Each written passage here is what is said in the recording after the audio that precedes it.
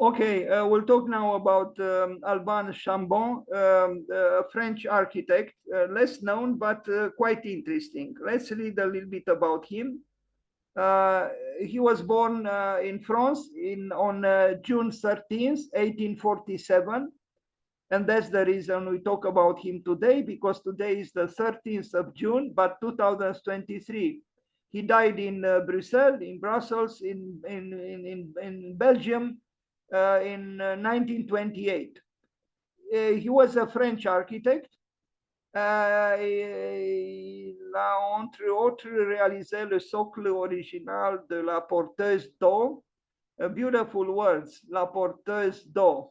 Est une eye important du siège de la. Anyway, you are not here to hear me, pronounce in French. They say on Wikipedia in French that he realized the pedestal for the statue, which you are going to see next, in fact, la porteuse d'eau, the one who carries water, a lady, a woman, and an important part of the headquarters of, I don't know, Caisse Générale d'Épargne de Retraite à Bruxelles, a large office building, which we are going to see.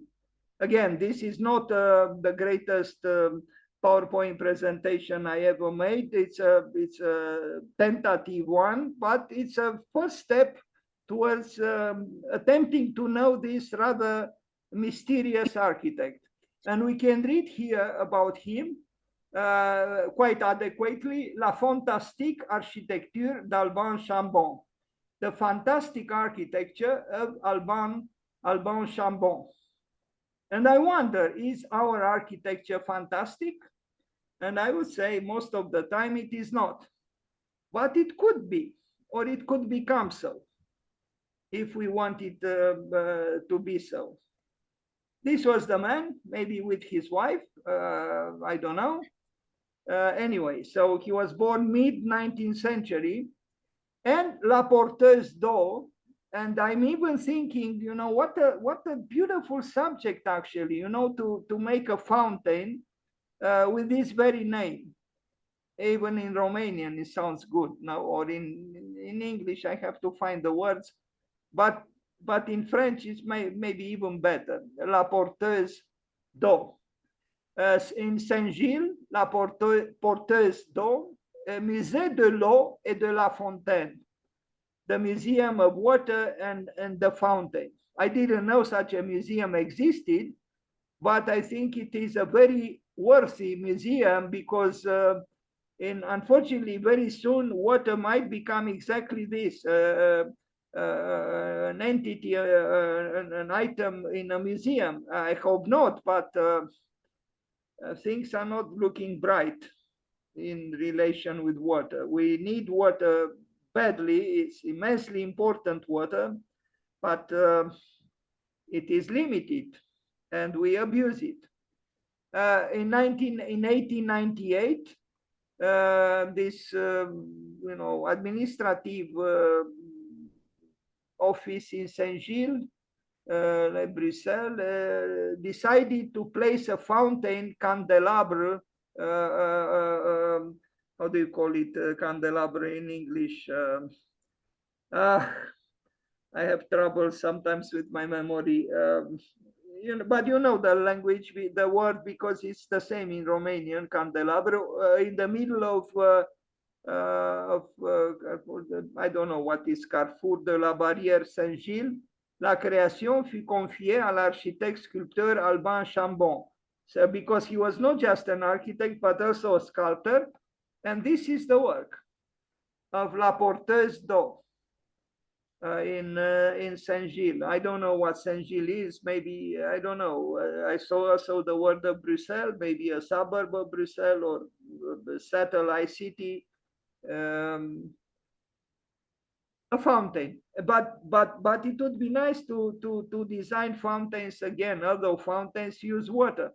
Well, what if we design Zen fountains which do not use water, but make us think of water, so we complete the fountain in our imagination, even if no water is running. Alban Chambon, la porteuse d'eau. And it might be that maybe sooner than later will mimic what she does, because actually myself, when I was a little kid, I used to bring water in my grandparents' house because there was no running water in their house, so I would bring from a spring. And maybe we appreciate more water if we go through the effort to carry it from one place to another, just as this lady does. This is, I think, a very worthy subject. And in fact, it's so worthy that Kenneth Frampton, about 2 years ago, wrote me an email where he said that the future will belong to rain harvesting, so collecting rainwater. This is a very important issue. Let's not imagine that we can continue to use water as much as we do, the whole earth, because water is in a limited supply.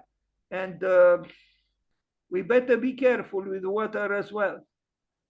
I admire this fountain, this work by this architect sculptor, first because of its theme, La Porteuse d'Eau. It's a good work. Now, an interesting house, 1901, Maison Les Chats, the house of the cats, or the cats.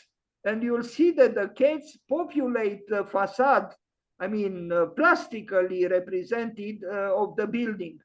And this building shows that it's possible to have a narrative architecture, meaning an architecture that tells a story. 1901, Maison Les Chats. This is the house. This is the building, Maison Les Chats, 1901. It's considered kind of Art Nouveau. And just a second, here are the cats. You see them.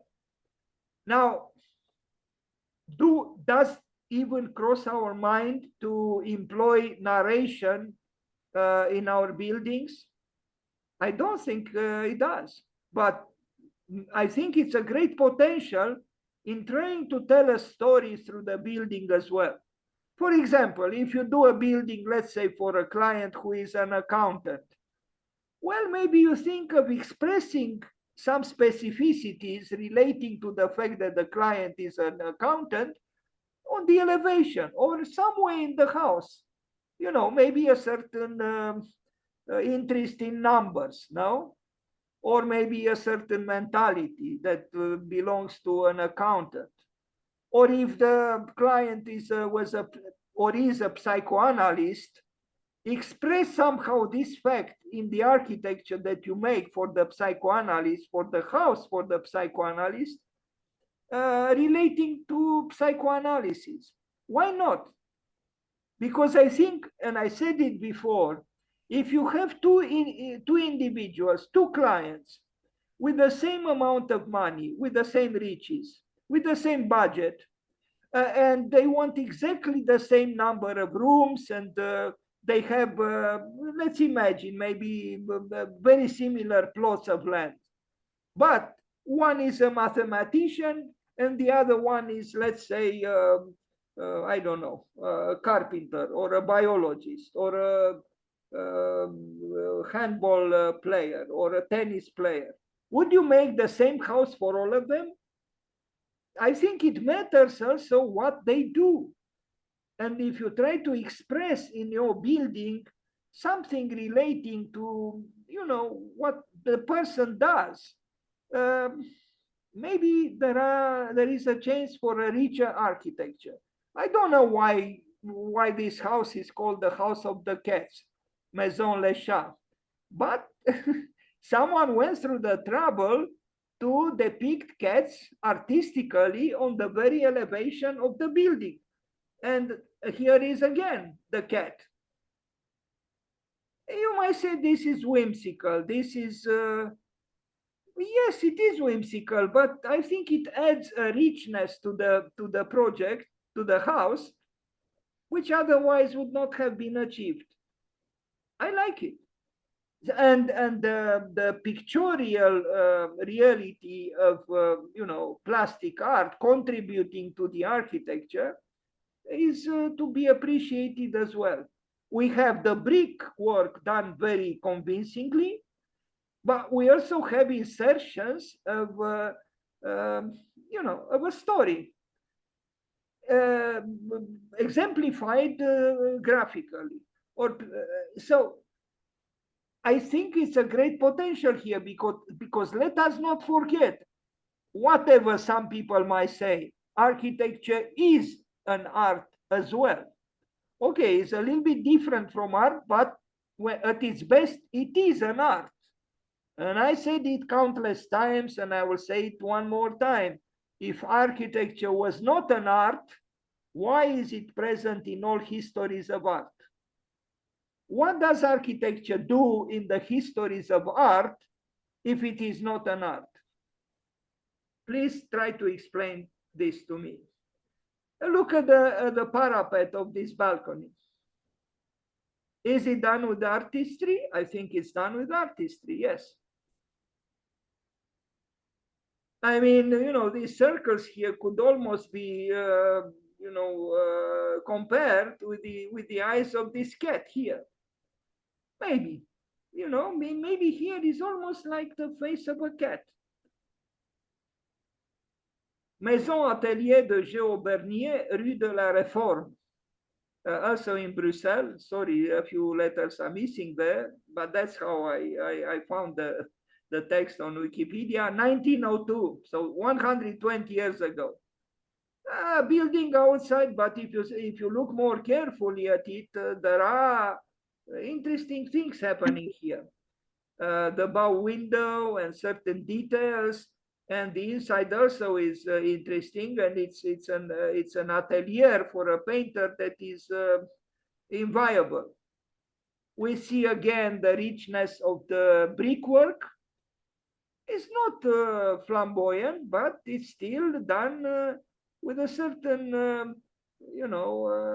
interest in variation, which matters.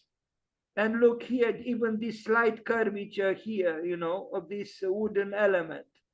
Why did he complicate himself to do this? Exactly because architecture is or could be, or maybe at its best is, meaning an art. And look here, why did he complicate himself here in this way? Maybe this is not even truly necessary because it's not so deep. But it's not just about calculation, it's also or mainly about beauty. This piece in itself, it's a well-crafted entity, element of the architecture of this building. I don't think there is anyone who could say it's useless, thus it's not beautiful. No, I think it adds beauty to the building and complexity, richness. Look here again, the entrance door. It's done with character. It's not just a hole, a rectangular hole in a wall. No, it's not. And look at the studio. Now, who wouldn't want such a studio? It's hard to say no, isn't it? 1901.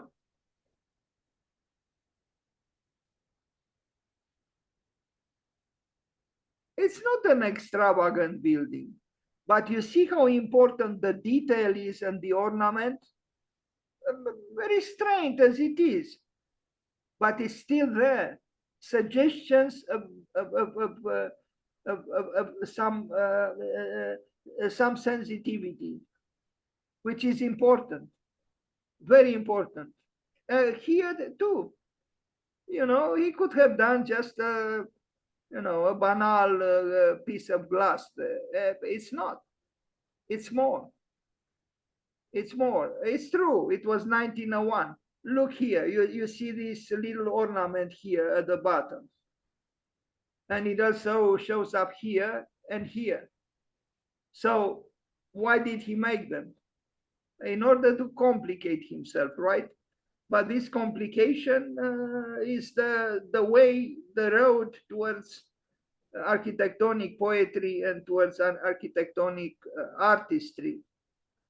Just as the employment of, you see, different materials. You have stone and you have brick, but even the stonework is done with a certain complexity and sophistication, and so is the brickwork. So much richness right here on, I don't know, 3 square meters at the most. Not bad. I think even the tree enjoys what it sees and what it throws its shadow on. These things matter. These things belong to architecture.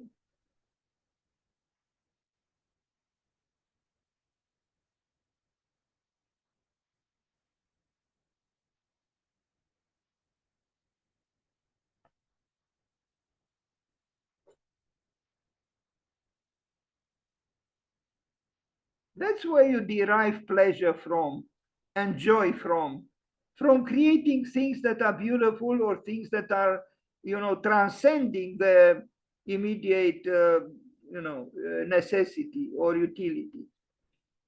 Stained glass window. Stained glass windows. What is that?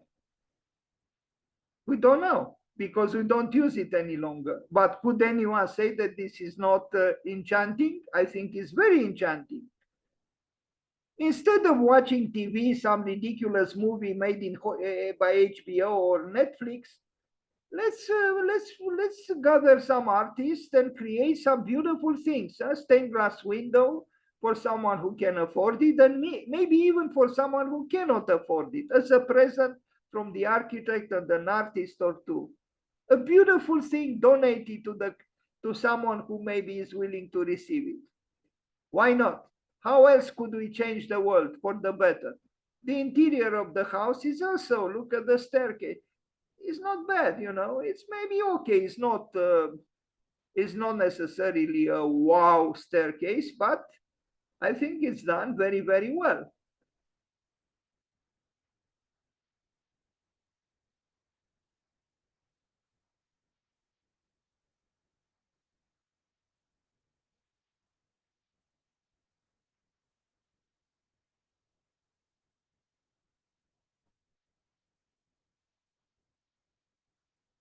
I don't know if it's still used as a painter's atelier or not, but it's a good house. And now we arrive at something totally foreign to us. Statues, part of the flesh of the building. What? We don't like this sort of thing, but I'm not sure we don't like them. It's just that we estrange ourselves so much from the richness of an architecture that once was practiced that this becomes almost incomprehensible to have something like this around the fireplace.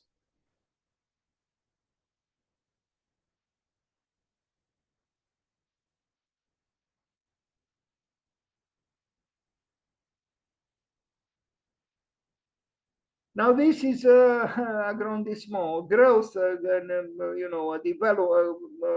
an amplification and transformation of this building in this town, I guess, 1898, 1906. Unfortunately, I couldn't find. I found postcards with the building. I don't know if the building still exists, but it's a fantastic work indeed. I mean, yes, it's related to a fantastic activity that is probably a casino of some sort. So it is a place of, deception, but it's also a place of enchantment. And I think the architecture, as it is depicted in this image, is enchanting.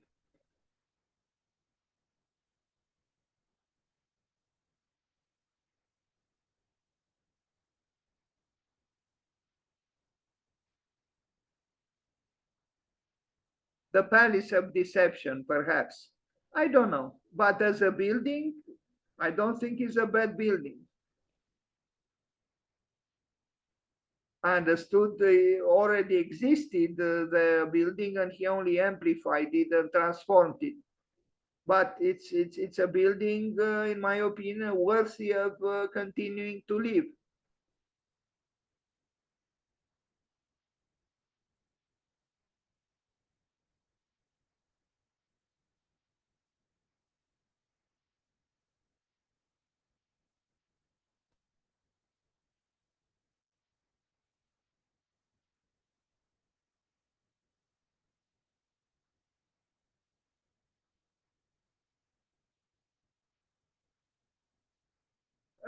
Bridge, 1905.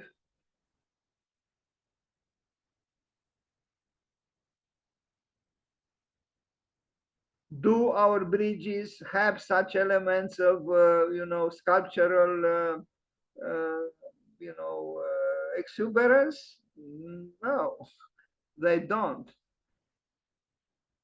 But I think, from Bernini to this French architect, uh, a certain idealization of what a bridge is continued to exist.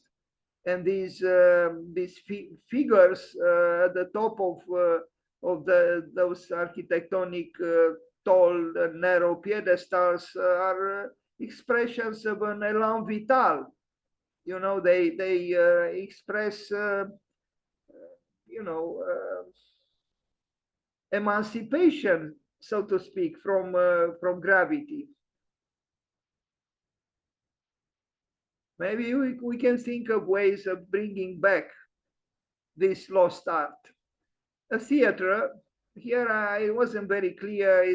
Was a little bit confusing for me. That's why I didn't show any pictures. And now we arrive at the last again. This is just a tentative presentation on this architect. Hopefully next year I will be much better prepared to talk about him.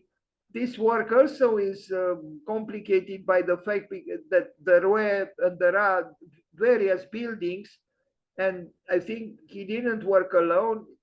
If I remember, so he worked through and with his at least one son, if I'm not mistaken. It's an administrative building with various parts.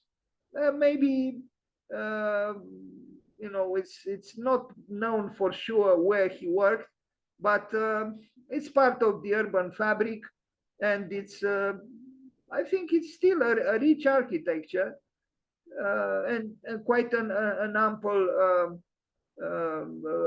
project. You see the elevation, the treatment of the windows. There is a study here in variation, which I think benefits the building. The corner, of course, it's more dramatic, as usually this happens. Corners are more dramatic. This is another view of another part of this complex of buildings, also done by the same architect, but maybe completed by his son.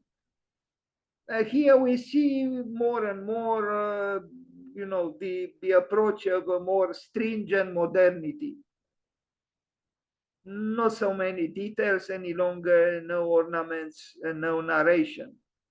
But it's still a good building, I would say, at the first sight.